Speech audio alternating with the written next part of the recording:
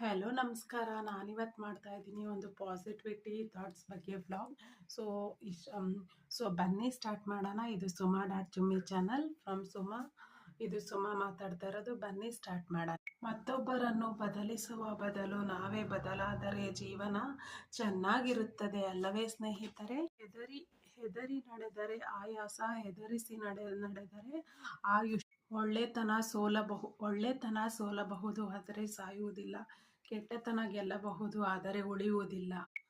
ಹಂಚಿಕೊಂಡ ಸ್ನೇಹ ಬಿಟ್ಟು ಹೋದರೆ ಹೃದಯವೊಂದು ಬಾಗಿ ಬಗ್ಗೀತು ಆದರೆ ಗರ್ವವಲ್ಲ. ಅದು ನನ್ನದೇ ನೋಟ, ಮನಸ್ಸು ತೊಟ್ಟ ಪ್ರೀತಿ, ನಿರ್ಧಾರ ಒಂದು ನಾಟಕೋಕ್ತಿ. ಸಾವನ್ನು ಕಾದು ಕುಳಿತವರೆಗೆ ಸಾವು ಬರುವುದಿಲ್ಲ. ಸಾವಿನ ಬಗ್ಗೆ ಊಹೆ ಮಾಡದವರಿಗೆ ಸಾವು ತಾನಾಗಿಯೇ ಹೋಗಿ ಕದ ತಟ್ಟುತ್ತದೆ. ಇದು ವಿಪರ್ಯಾಸ ಜೀವನ. ಬೆಳಕನ್ನು ನೋಡಲು ಇಡೀ ರಾತ್ರಿಯೇ ಕಾಯಬೇಕು.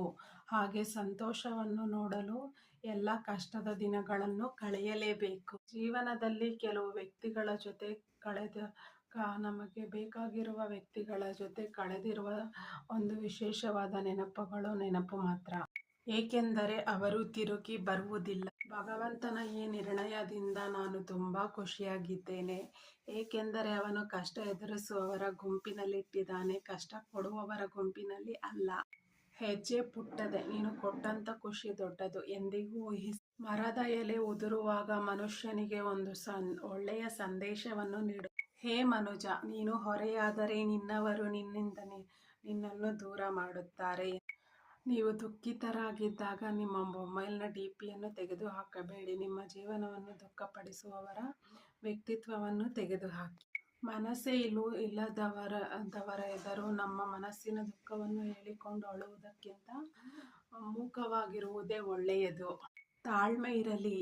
ಇಲ್ಲಿ ಒಂದೇ ದಿನ ನೀವಂದುಕೊಂಡಂತೆ ಆಗುವುದಿಲ್ಲ, ಒಂದು ದಿನ ಅಂದುಕೊಂಡಂತೆ ಆಗಲೇಬಹುದು.